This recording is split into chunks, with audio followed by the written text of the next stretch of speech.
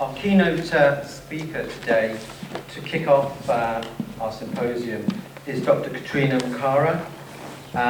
Catriona is the Curatorial and Exhibitions Manager at Leeds College of Art, and she was most recently the co-editor with Jonathan Ibern of Leonora Carrington and the International Avant-Garde. She also recently curated Leonora Carrington / Lucy Scare at Leeds College of Art 2016, which I went to, and it was a fascinating exhibition. That included contributions from Chloe Origis, Samantha Sweeting, Lynn Blue, and Victor Wyand. So Catriona is very much a scholar and researcher and Imagineer about Leonora Carrington, and I'm really pleased that she agreed to be our keynote speaker. She recently gave a fascinating talk in Mexico City at the Centenary Conference organised by Gabrielle, who's here today.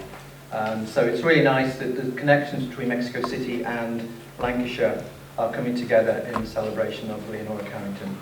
Just before I get Catriona up here, just to say, George Talbot mentioned that Joanna Moorhead will be here later. There will also be copies of her book, Leonora Carrington, A Surreal Life, for sale at lunchtime in the reception area, and Joanna will do a signing of those books later. And if you look in your packs, you'll find that there's information about Catriona's book that she co-edited and the opportunity to get 50% off that book. So even better bargains for this day with that. So without any further ado, I'm delighted to welcome Catriona as our keynote speaker. Catriona.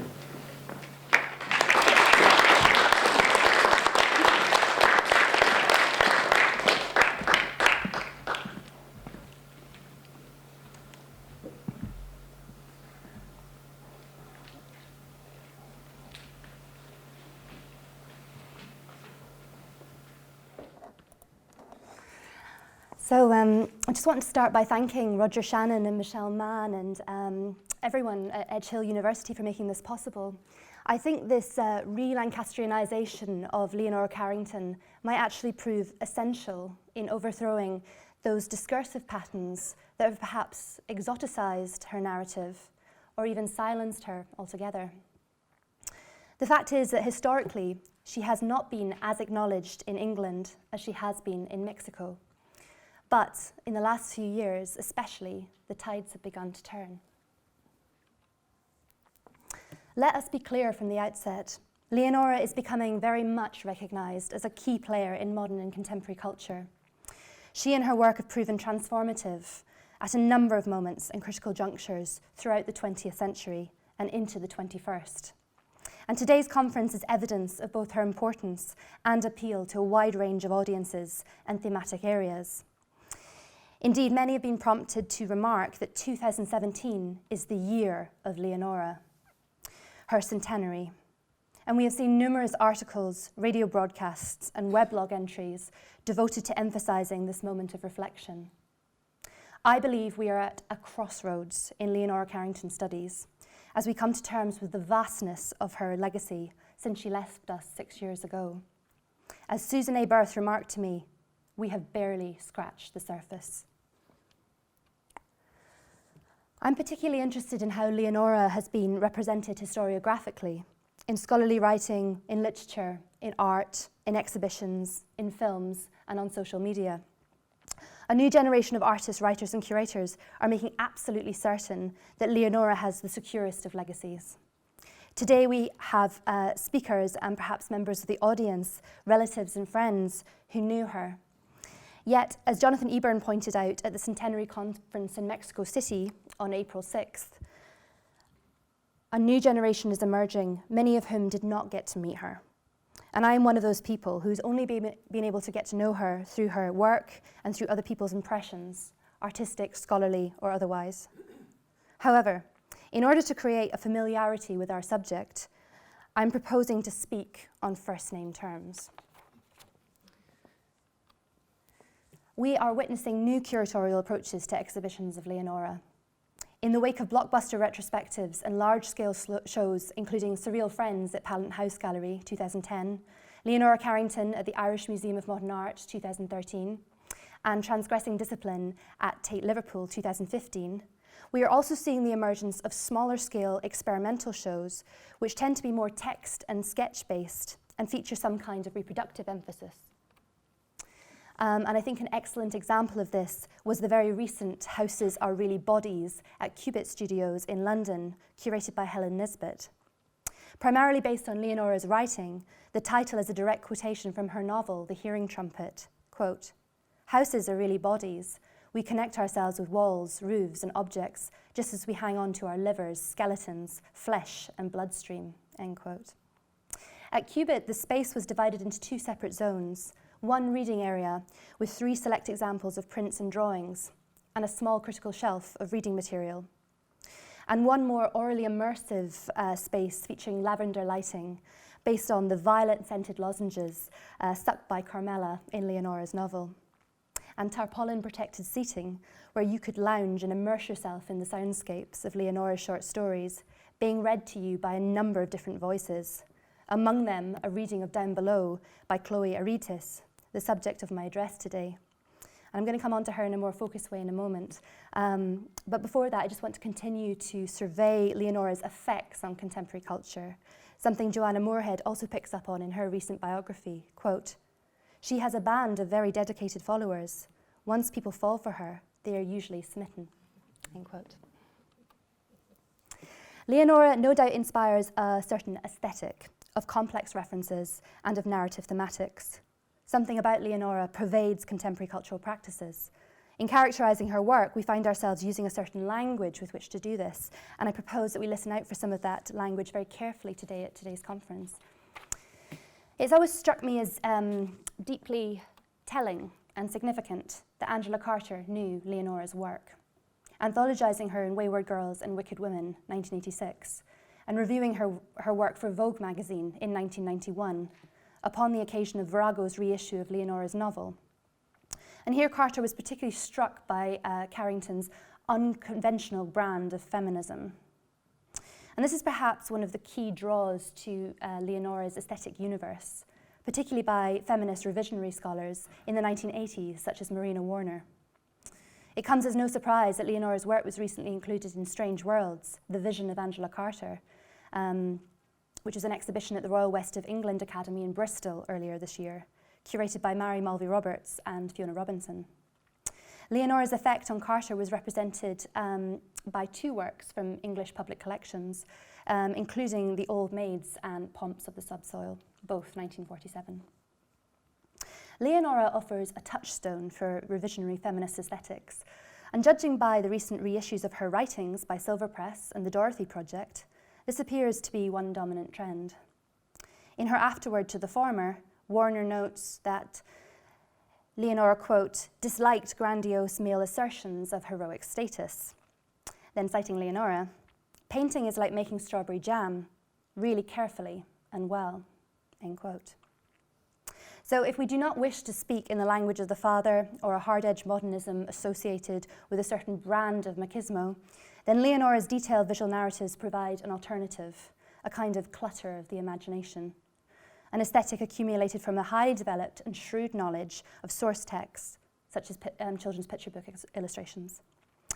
A recipe which amalgamates myriad ingredients, a voice which is polyphonic. Leonora's aesthetic surfaces are quilts of quotation, a surrealist magpie borrowing from a range of existing texts in order to conjure new imaginative possibilities. As Susan Aberth told us in Mexico, Leonora believed in serious magic.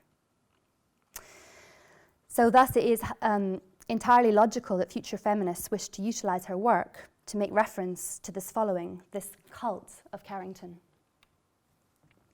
And some of you are probably familiar with this recent issue of ID magazine, guest edited by the fashion photographer Tim Walker, featuring actor Tilda Swinton, performing in the guise of a Leonora-type character. So she mimics the red cloak figure in Darvaux, 1950. and the horned beast sitting at the table in the painting, and then we saw The Daughter of the Minotaur, 1953. Tilda's costumed homage to Leonora is tucked within chapter 4 of Tim Walker's Guide to Contemporary Youth Culture in London. And they had previously collaborated on a surrealist fashion story for W magazine in 2013, which was shot on location in Mexico and featured other painterly references, including the work of Remedios Varo, Salvador Dali, Giorgio de Chirico, and Edward James. So, unlike some of the other entries in the issue of ID, Tim and Tilda's collaboration is predominantly and abundantly a series of visual adaptations with no textual accompaniment other than small print credits. We are left to read the narrative purely in visual referential terms, in what I think is quite an intellectual, iconic gesture. In this way, it is a coded reference and invites comparison with the London avant-garde in the 1930s, the context in which Leonora herself emerged as an artist. Now that's quite a subtle reading, but I think that is what they're trying to do here, editorially, to create this kind of conflation or association. There is also no doubt an awareness of Leonora's own theatrical designs, with Tilda's costumes by Spencer Horn and set design by Shona Heath, in order to achieve this Leonora-esque effect. So Tilda's fashion story in ID is cleverly juxtaposed in chapter 4 to create, next to images of Björk's stylist and former assistant, the English artist James Merry, who recently designed a mask for the Icelandic musician in surrealist guise. During a Guardian interview with Rebecca Nicholson, Björk herself cites Leonora's novel The Hearing Trumpet as a chief inspiration. Quote, "This book is so inspiring. You English should be proud of her. The book seems destined to be a movie, free-flowing, spiky imagination. I love its freedom, its humour, and how it invents its own laws. What specifically do I take from her? Her wig," end quote. And she channels Leonora in context to other Latin American influences. The pop singer and actor Madonna has also utilised Leonora, as well as other female surrealists, as part of the visualisation of her creative identity. Madonna's self-presentation in music videos being as much part and parcel as her music. Bedtime Story, 1995, directed by Mark Romanek and written by Björk, is often cited for its Leonora-inspired costuming. The work of Leonora's Mexican contemporary Frida Kahlo has also been of key importance to Madonna, as has the work of another of Leonora's contemporaries, Leonor Finney, for both Björk and Madonna, as you can see here. And I just want to thank Felicity Guy for sharing this mask image with me on Instagram, which is one of the many vehicles for how such iconography is now being transmitted and shared on a much more vernacular basis. The English folk musician Laura Marling has also made recourse to Leonora's rebellious tactics, querying stereotypical gender roles in a podcast series entitled Reversal of the Muse, an exploration of femininity in creativity, where she explores female leadership in the music industry, often concerning female engineers like Catherine Marks, who work in gendered isolation. Leonora was surrounded by male surrealists, but of course she famously declared that she had no time to be anyone's muse. And her quotability is interesting to ponder here, as is the political action that her statements incite. So far it seems that we can find traces, whether implicit or explicit, of Leonora's influence in avant-garde culture. But I propose that we handle the notion of influence with a degree of caution. Beyond the iconographical, what we tend to find with Leonora is a more indirect inspiration. And as Michael Baxendale points out in Patterns of Intention, quote, "Influence is surely a curse of art criticism, precisely because of its wrong-headed prejudice about who is the agent and who is the patient. It seems to reverse the active-passive relation. If one says that X influenced Y, it does seem that one is saying that X did something to Y, rather than Y did something to X. But in the consideration of good pictures and painters, the second is always the more lively reality," end quote. So what I'm suggesting we have here is a more dialogical situation. It's less Leonora doing something to Björk, Tilda, and Madonna, other than acting as a kind of notional trigger. Rather, they are doing something to her. And I'm suggesting that through studying this dynamic, we might be able to understand Leonora better. And what we find in today's avant-garde is a new model, Not straightforward source and influence, but much more coded utilizations of Leonora's legacy. Not a linear inheritance, but a more slanted, detached creative interpretation. Off-kilter. No longer the primary author or artist in this process of cultural recycling, I'd like to suggest that Leonora has rather become an uncanny medium to be worked in and through. And this has become particularly evident to me in the realm of experimental and performance art. For example, Caracola Producciones, a theatre company based in Mexico City, recently restaged their adaptation of Down Below in 3 acts, one of these being La Dame Ovale, in which puppetry was utilised to represent Leonora's famous rocking horse iconography, and flour was used to heighten this atmosphere. The theatre company claimed that, quote, "To understand the profoundness and magnitude of Leonora Carrington's thinking, one has to search beyond the visible anecdote in her stories," end quote. The London-based interdisciplinary artists Samantha Sweeting and Lynn Liu performed their adaptation of The Hearing Trumpet, once in Hackney in 2011, and again at Leeds College of Art last year. Rather than a straightforward reprisal of the novel's narrative, their version honed in on its central motif, deploying Leonora's instruments and using the themes of the narrative for social engagement. In the first act, Sweeting collected previously untold childhood secrets from the audience before whispering these tales from memory through a brass hearing trumpet held up to Lynn Liu's ear.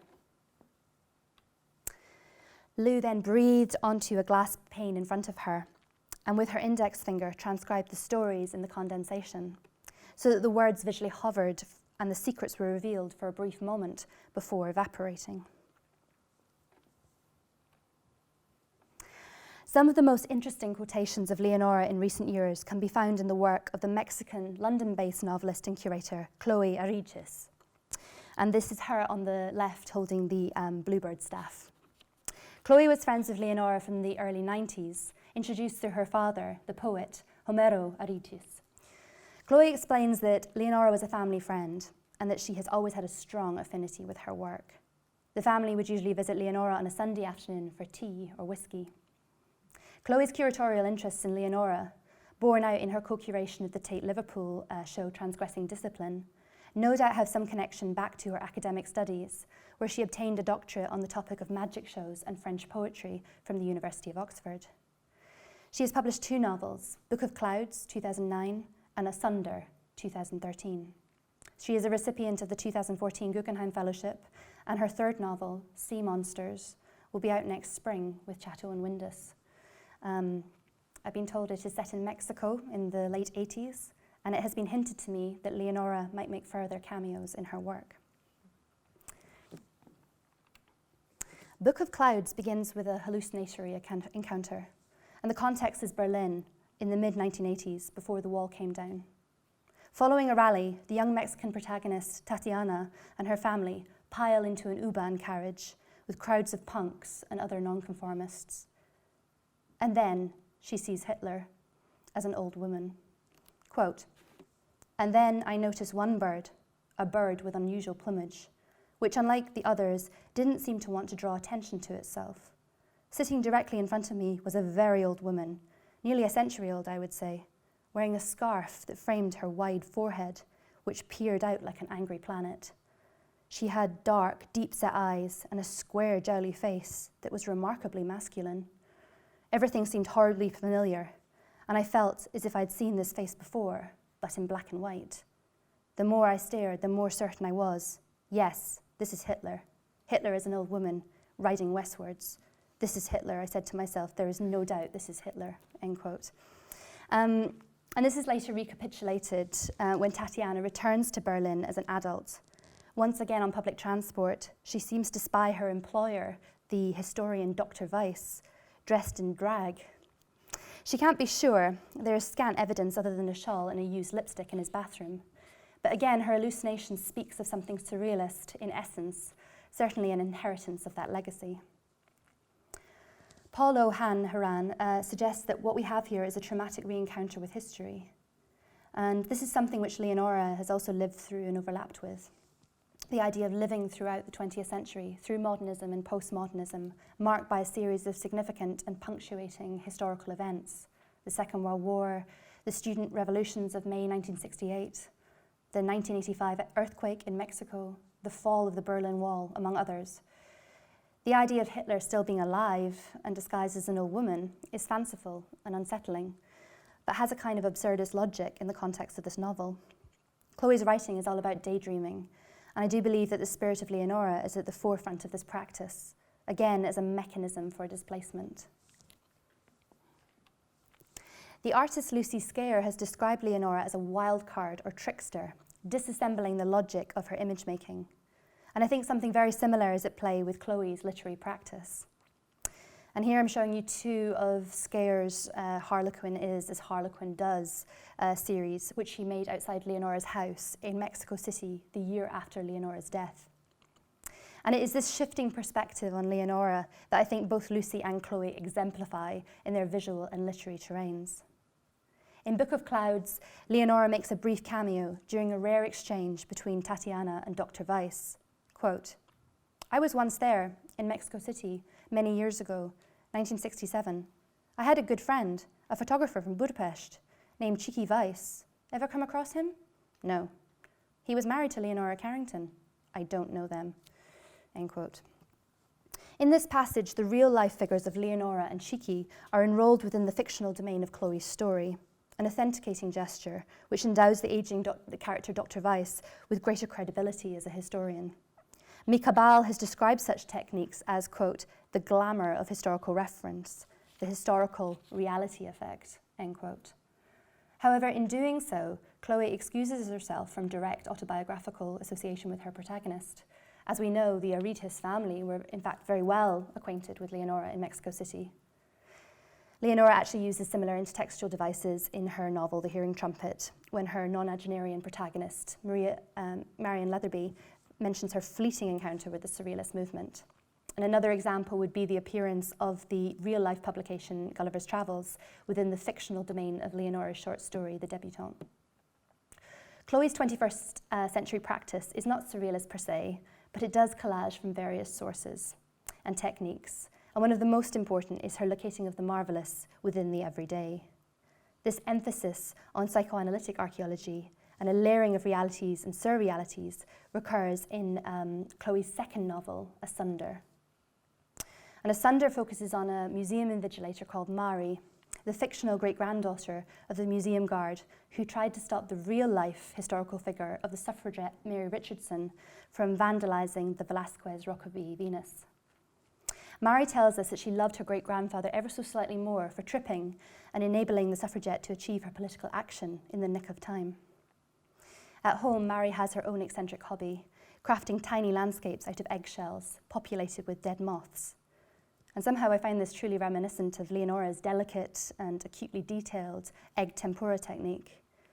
Gradually, the reader witnesses a collapse of surfaces as the museum invigilator learns of the phenomenon of craquelure on the surfaces of the paintings she watches over.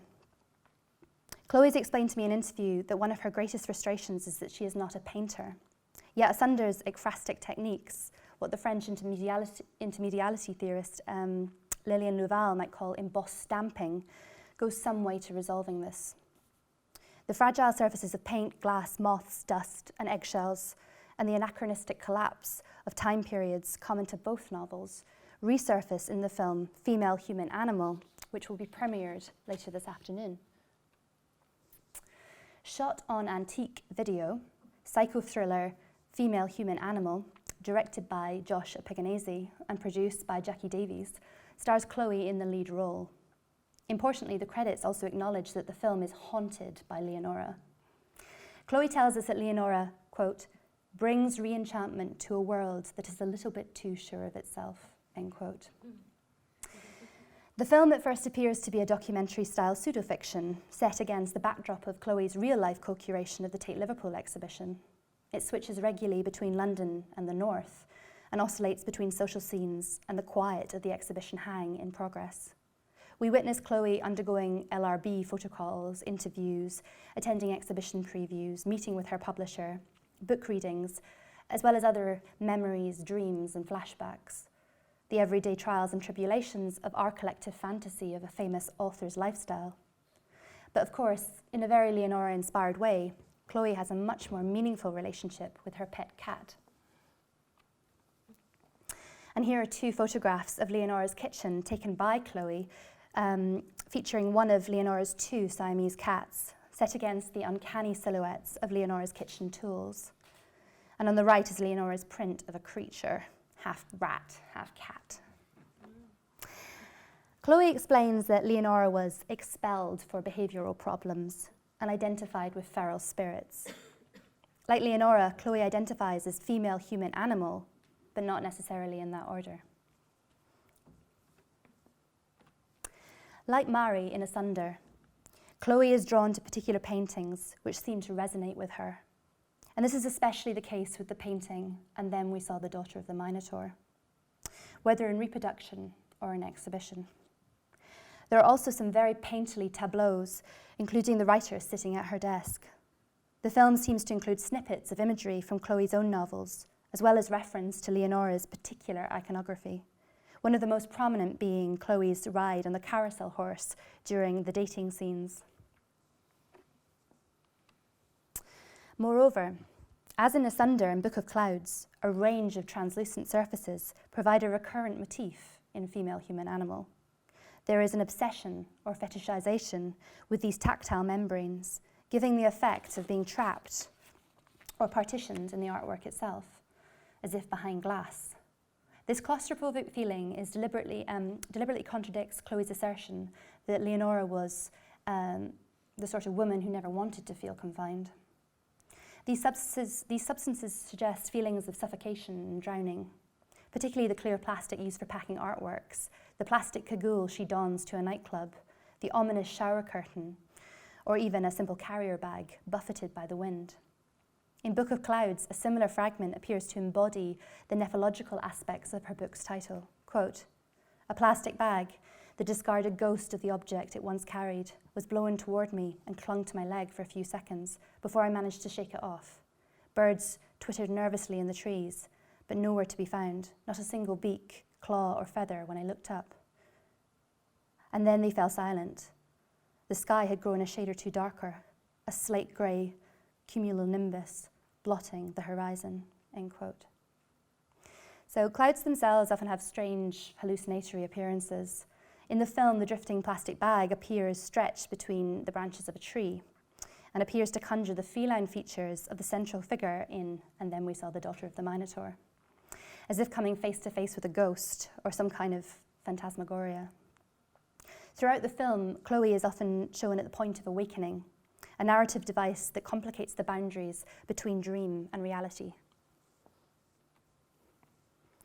Soon the film morphs into a neo-Gothic romance and horror genre. Found footage of Leonora appears to discipline her.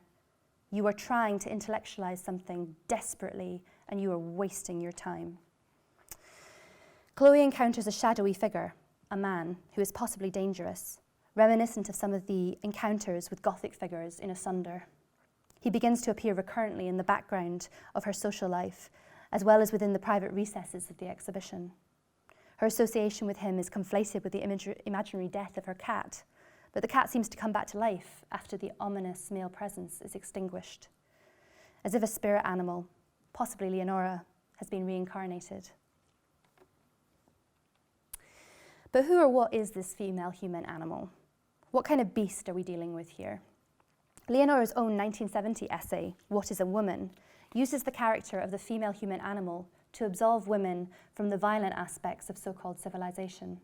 And in doing so, she presents a feminist stance. Quote, "If all the women of the world decide to control the population, to refuse war, to refuse discrimination of sex or race, and thus force men to allow life to survive on this planet, that would be a miracle indeed," end quote.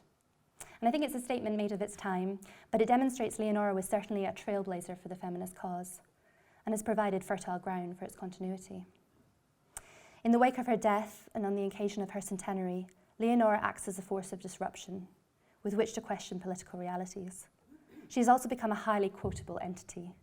Her imaginative claws are sharp and catch us, but she recoils from our own grasp, forever out of reach.